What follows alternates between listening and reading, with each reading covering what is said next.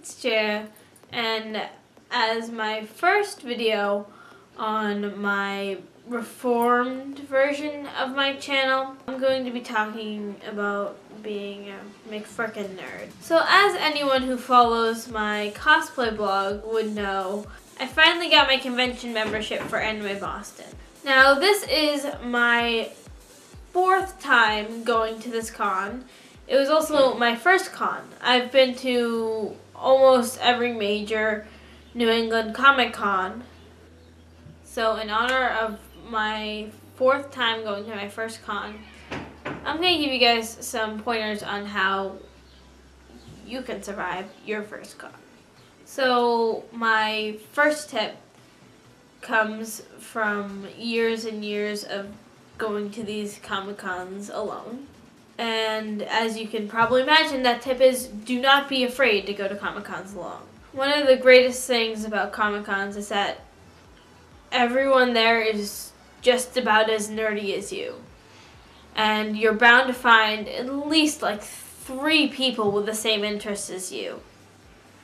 And it's so much easier to find them because they're probably cosplaying the interest.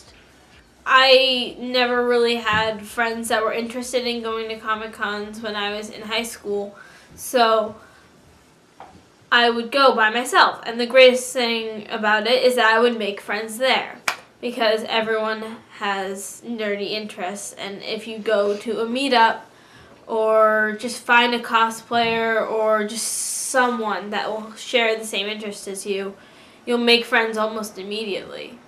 The greatest friends I had growing up were people who lived in totally different states, but I met them through Comic-Con.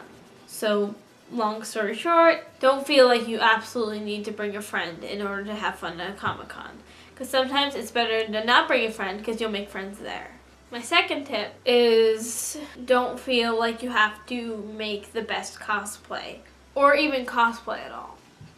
For me, cosplay is one of the biggest reasons I love Comic-Con. I love dressing up. I love putting on an outfit where I am a character that I love or just someone who I'm not in general. However, not everyone loves to or has the means to cosplay. So if you just want to go there to talk to people and enjoy the con and buy cool merch and just be a nerd, you don't have to be in cosplay, and you don't have to have a professional, exactly down pat, accurate cosplay. Most of my first cosplays were Homestuck cosplays, and they were wildly inaccurate. A lot of times I'd cosplay AUs that no one would recognize. You don't need to cosplay to enjoy a Comic-Con, and if you do cosplay, cosplay is for fun, it's not a competition. Tip number 3. If you put together a really detailed cosplay, or the character you're cosplaying is uncommon or nostalgic, people are going to stop you for pictures. Thank God most people always ask, hey, can I take your picture? Some people don't, and there's really no avoiding it. But know that if someone asks for your picture and you're uncomfortable, you have every right to say no thank you. You don't have a right to kind of be a dick about it and yell at them for asking, especially if they ask politely. But you do have a right to say no. If you do like getting your picture taken and someone offers to take your picture and you want them to link your social media, tell them your social media. Don't just expect it. And on top of that, usually there's a hashtag on Tumblr or Instagram or whatever social media for that con. So if you search that hashtag and your fandom or that hashtag and your character, you're bound to find it on social media. Also, if you worked really hard on your cosplay and you still don't get pictures, don't be upset because you know that you worked on that cosplay for you. And I'm sure there are plenty of other people who enjoyed the cosplay. Not everyone gets stopped for pictures. I rarely ever get stopped for pictures, and that's only when I cosplay Homestuck characters that weren't often cosplayed. Tip 4. Bring a lot of money. If you have the means, save up your cash. because when you get to Comic-Cons, not only is it a great social experience, but there's also a lot of merch that you can get for almost any fandom. You will be tempted to buy almost everything in the dealer's room. So if you don't have any money when you show up, you're out of luck.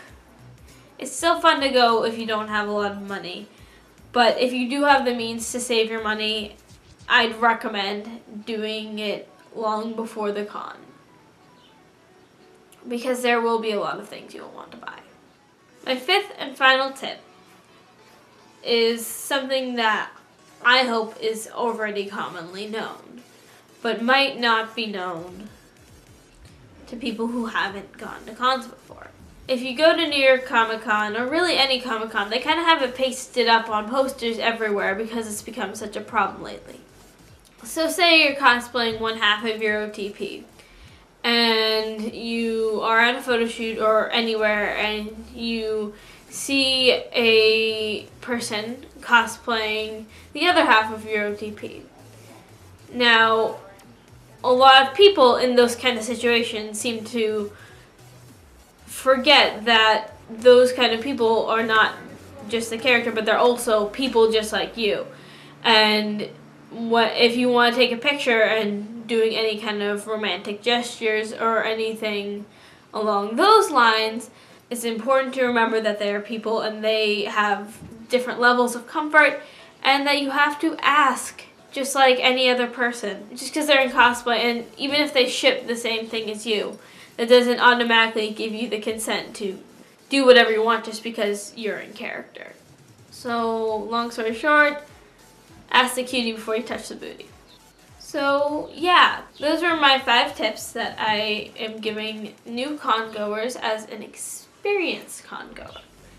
If anyone here is going to Anime Boston, I will be there, and I will be cosplaying regular Keith Kogane from Voltron Legendary Defender on Saturday, and on Sunday I'll be cosplaying Keith in the fanfiction Dirty Laundry. So yeah, subscribe, have a nice day, etc.